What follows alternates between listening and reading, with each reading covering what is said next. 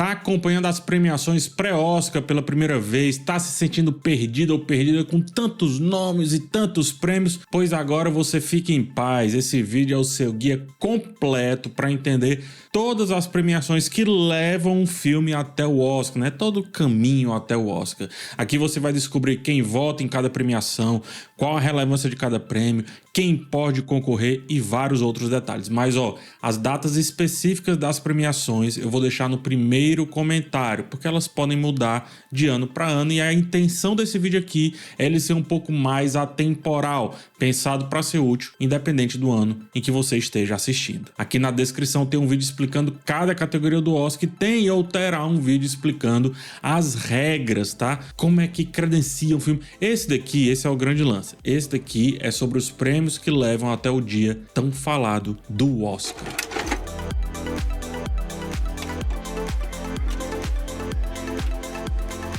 Começando aqui pelo Globo de Ouro, muitos brasileiros ficaram empolgados com a vitória da Fernanda Torres de melhor atriz no Globo de Ouro de 2025 e o prêmio, ele voltou ao radar por aqui, ele estava meio sumido, tá?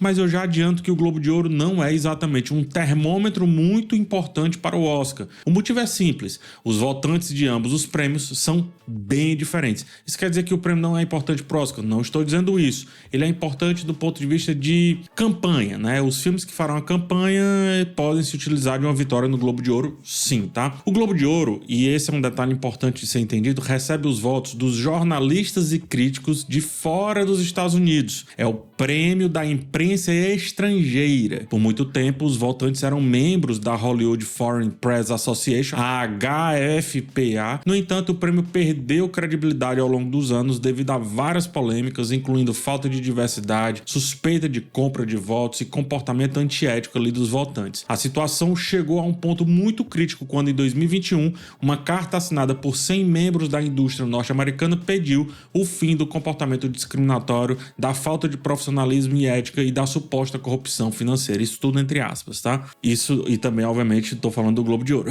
O boicote de artistas e da imprensa culminou em 2022, quando a premiação sequer foi televisionada. E aí o prêmio passou por uma grande reestruturação, né, para reaver um pouco a sua importância. A gestão foi transferida para as produtoras Dick Clark Productions e Todd Boehly Eldridge, que incluíram novos jornalistas de 55 países no corpo votante, agora com mais de 300 membros até 2025. Integrantes envolvidos em polêmicas foram afastados. Além dessa questão dos votantes não terem tanto a ver com o Oscar, outro ponto que dificulta o Globo de Ouro ser uma espécie de previsão para esse grande prêmio é a sua subdivisão de categorias. Ele separa suas premiações entre filmes e séries de drama e filmes e séries de musical ou comédia. Em 2025, por exemplo, Fernanda Torres venceu como melhor atriz em drama, enquanto Demi Moore levou na categoria musical ou comédia. E aí, quem foi que realmente ganhou a melhor atriz, né? As duas. A definição de categorias também é um pouco confusa, né? Musical ou comédia, por exemplo, inclui ficção científica, terror, horror e outros gêneros, sendo mais um não drama do que algo restrito à comédia ou musical, como diz o nome dela. Quem decide em qual categoria o filme será inscrito são os responsáveis pela produção, e aí eles ficam fugindo de um prêmio para ir para outro, e aí fica essa confusão absurda. E o Globo de Ouro também é bem conhecido porque ele costuma abrir a reta final das premiações no cinema norte-americano. Esse daí, até agora, pelo menos, não mudou tanto. O outro prêmio que inclusive ganhou muito prestígio com a queda do Globo de Ouro foi o Critics' Choice Awards. É uma premiação que tem ganhado muita relevância nos últimos anos, cada vez mais tem sido um termômetro interessante para o Oscar, apesar de que, novamente, o corpo de jurados, o corpo de votantes, não tem nada a ver com ele, tá? Mas parece que ele tem acertado, digamos assim. Como diz o nome, né? Critics' Choice Awards, esse é o prêmio da crítica, ou seja, os votantes são críticos, jornalistas e comunicadores especializados em cinema e TV e não é restrito a apenas os Estados Unidos, tá? É importante destacar que apenas os críticos filiados filiados à Critics' Choice Association, a CCA, é uma associação norte-americana, é quem vota. Porém, a CCA também é composta por estrangeiros. Até 2025, a associação contava com cerca de 500 membros que poderiam votar no Critics' Choice Awards TV e cinema. Uma característica interessante desse prêmio é a sua proximidade com a indústria hollywoodiana, o que faz com que as suas escolhas frequentemente se alinhem às do Oscar. Isso explica a pouca variação entre os indicados nas duas premiações, embora os votantes não sejam os mesmos e as dinâmicas sejam diferentes. Em 2024, muitos vencedores coincidiram, como Oppenheimer recebendo o prêmio de melhor filme, Emma Stone ganhando o prêmio de melhor atriz com Pobres Criaturas, Robert Downey Jr. recebendo aí o prêmio de melhor ator coadjuvante por Oppenheimer e assim sucessivamente. A grande surpresa foi o prêmio de melhor ator pro Paul Giamatti em Os Rejeitados, gerando expectativa de uma possível reviravolta no Oscar, porém, quem ganhou no Oscar foi o Cillian Murphy. Ele acabou levando a estatueta pela sua performance em Oppenheimer. Importante dizer que o Critics' Choice Awards não divide as suas categorias entre principal ou drama, seja lá o que for, e comédia, né? Musical comédia, como acontece no Globo de Ouro. E isso já começa a demonstrar um pouco mais de unanimidade em alguns prêmios, em alguns nomes, em algumas escolhas. A premiação tradicionalmente ocorre na semana seguinte ao Globo de Ouro, ou pelo menos próximo ao Globo de Ouro, salvo imprevistos, né, que possam exigir alterações no calendário, como aconteceu em 2025 por conta dos incêndios em Los Angeles. Aí o Globo de Ouro mudou bastante aí a sua data. Essa proximidade no cronograma contribui para consolidar o Critics' Choice como um indicador relevante da temporada de prêmios, muito parecido com o Globo de Ouro no sentido de quem ganha começa a fazer uma campanha bem mais forte. E não confunda, tá? Tem o Critics' Choice Awards, mas também tem o prêmio da outra associação de críticos de cinema, que é a Online Film Critics Society, a OFCS, a maior associação de críticos de cinema que atuam primariamente na internet, que também tem a sua premiação desde 1997, menos glamourosa do que o Critics' Choice Awards, mas ainda assim com um certo peso e relevância e muito parecido com o prêmio da associação irmã, porém até mais internacional, eu diria.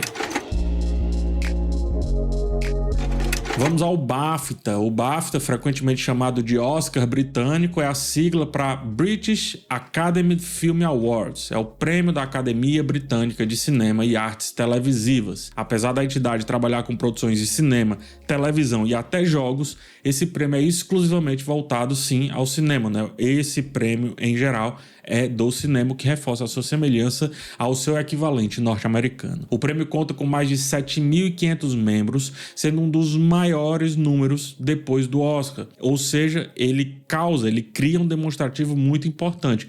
A questão é que muitos integrantes são britânicos, né? A maioria dos integrantes, quase que 100% dos integrantes são britânicos. Aí você fica dizendo assim, então não prevê o Oscar, prevê, porque a maioria dos integrantes também atuam nos Estados Unidos. Não só isso, tá? Tem profissionais de diversas áreas e isso traz um pouco do alinhamento ideológico com o Oscar, inclusive a estrutura do prêmio é um pouco parecida. Em 2024, Oppenheimer, um filme americano, mas feito por britânicos, dominou ambas as premiações.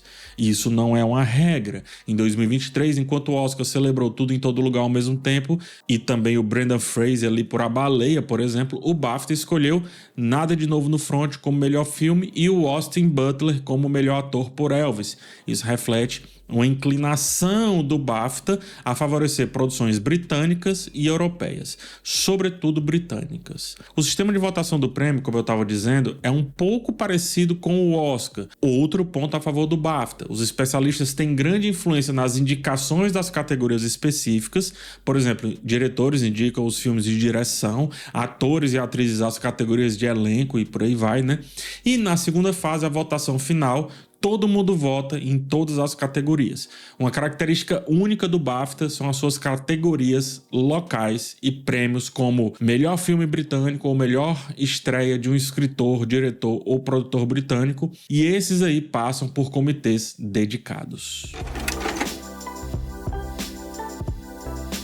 Agora nessa sessão eu vou falar sobre os prêmios dos sindicatos e associações. Durante as recentes greves, o mundo lembrou-se como os sindicatos são pilares importantíssimos para o funcionamento da indústria cinematográfica norte-americana, e eles também desempenham um papel crucial na temporada de premiações, especialmente no Oscar. Quase todos os sindicatos têm as suas próprias premiações. Muitos dos membros dos sindicatos também integram a Academia de Artes e Ciências Cinematográficas, a ANPES, responsável pelo Oscar. Essa sobreposição cria uma forte conexão entre os vencedores dos sindicatos e os vencedores da noite em si do Oscar. Além disso, como os prêmios dos sindicatos acontecem antes do Oscar, eles ajudam a consolidar os favoritos da temporada, muitas vezes induzindo os membros da academia para que eles evitem escolhas que pareçam destoar como uma espécie de consenso da indústria. Por exemplo, desde a sua criação, mais de 90% dos vencedores do prêmio de melhor direção no DGA, que é o prêmio dos diretores, também ganhou o Oscar na categoria Melhor Direção. E agora vamos segmentar os sindicatos e entender a sopa de letrinhas que eles representam, tá? A primeira sopa de letrinhas é o SAG, S-A-G,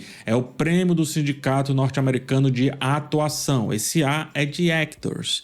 Ele contempla prêmios individuais como Melhor Ator, Melhor Atriz e também categorias coletivas como Melhor Elenco. O SAG é um termômetro importantíssimo para as categorias de atuação no Oscar. Inclusive, a categoria de melhor elenco vem sendo um termômetro relevante para o Oscar de melhor filme. De 2020 para cá, houve coincidência como Parasita, Coda, Tudo em Todo Lugar ao mesmo tempo e Oppenheimer vencendo ambos prêmios. A exceção foi em 2021, quando o Sete de Chicago venceu o SAG e Nomadland venceu o Oscar. Inclusive, a Academia cogita incluir uma categoria semelhante também no Oscar, tá? O DGA, ou DGA, é o prêmio do Sindicato dos Diretores. Eles têm melhor direção em longa-metragem, que antecipa muitas vezes o vencedor do Oscar de melhor direção e às vezes fortalece a campanha para um filme na categoria principal de melhor filme.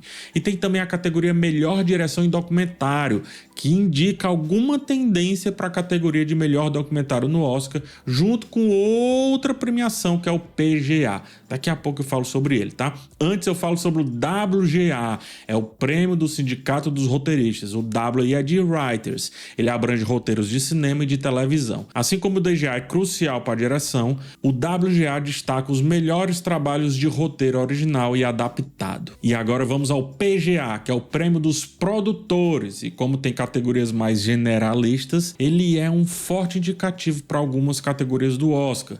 Ele tem categoria de melhor produção de longa-metragem, melhor produção de documentário, melhor produção de animação. O prêmio de produção de longa-metragem quase sempre coincide com o Oscar de melhor filme, por exemplo. O de documentário já chegou a acertar várias vezes o Oscar. Acontece que, como é um prêmio para os produtores, eles não têm como saber o trabalho do produtor em si. Então acaba sendo pela força de campanha que esse filme teve em Hollywood naquele ano. Portanto, é um prêmio bem importante aí para entender quem pode ou não vencer o Oscar. A gente tem também o Annie Awards, que é o prêmio da Associação Internacional de Filmes de Animação. Em muitos casos recentes, os vencedores são os mesmos do Oscar, como o Pinóquio, do Guilherme Del Toro, Soul, Homem-Aranha no Aranhaverso, mas também já tiveram alguns casos de não repetição, como aconteceu com a família Mitchell e a Revolta das Máquinas, que perdeu o Oscar por fraquíssimo Encanto, e tem o excelente Klaus, que perdeu o Oscar por desnecessário Toy Story. Fora eles, existem vários outros prêmios para cada sindicato. A gente tem o CAS, que é o prêmio do Sindicato dos Editores de Som, que tem um histórico quase perfeito de prever o Oscar na categoria Melhor Som. Com relação à fotografia ou cinematografia, temos o ASC, o American Society of Cinematographers. Tem o ACE, que é o prêmio do Sindicato de Editores e Montadores. Tem o VES, que é o de efeitos visuais. O CDG, que é o de designs de figurino. O ADG, direção de arte. O MUAS, que é o dos maquiadores, e por aí vai, tem muita coisa, tá? Todos seguem a mesma lógica dos que eu resolvi destacar aqui nessa sessão. Continuando a falar aqui sobre os prêmios, eu vou trazer uma breve exceção para falar rapidinho do Festival de Cannes e do Festival de Veneza. Como diz o nome, eles são festivais e não premiações, porém eles têm premiações neles. Eles são sim mais voltados para ter uma programação feita para exibir os grandes filmes, estrear os grandes filmes, mas eles têm premiações próprias, tá? O prêmio de Cannes se chama A Palma de Ouro. Ele não é tão parâmetro para o Oscar, mas isso vem mudando, nem que seja para aparecerem ali como indicados. Nos últimos anos, a gente teve Anatomia de uma Queda, Triângulo da Tristeza, Parasita, que vieram forte entre os indicados, e o Parasita, sabemos, arrastou tudo. O principal prêmio de Veneza é o Leão de Ouro. Historicamente também não é um grande parâmetro para o Oscar, mas isso também vem mudando. Alguns vencedores de Veneza foram destaque no Oscar, como Nomadland, A Forma da Água e Roma. Inclusive, Veneza vem se tornando um local importante para estreias mundiais de grandes filmes que mais tarde estarão no Oscar. Digamos que quando o Oscar quer abrir os olhos para o mundo, ele vai buscar nesses dois festivais europeus e às vezes, muito raramente em Berlim, tá? Que é outro prêmio, né? Que tem o Urso, né, lá de Berliner, é muito charmoso, um prêmio muito político, inclusive, que de vez em quando o Oscar pinça um ou outro. Em 2024, o vencedor da Palma de Ouro foi a Nora, longa dirigido pelo Sean Baker, e o vencedor do Leão de Ouro foi O Quarto ao Lado, dirigido pelo cineasta espanhol Pedro Almodóvar.